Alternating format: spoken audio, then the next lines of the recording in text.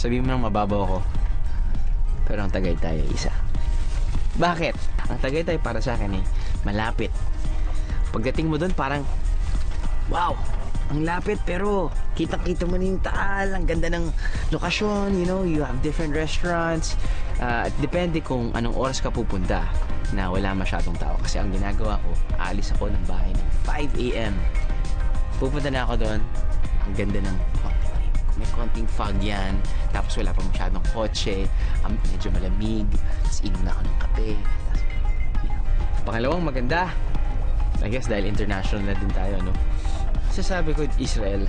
Medyo nagulat kami sa pagpunta namin sa Israel dahil expectations namin, dahil napapanood namin sa balita, ibang-iba dun sa na-experience namin paglapag namin.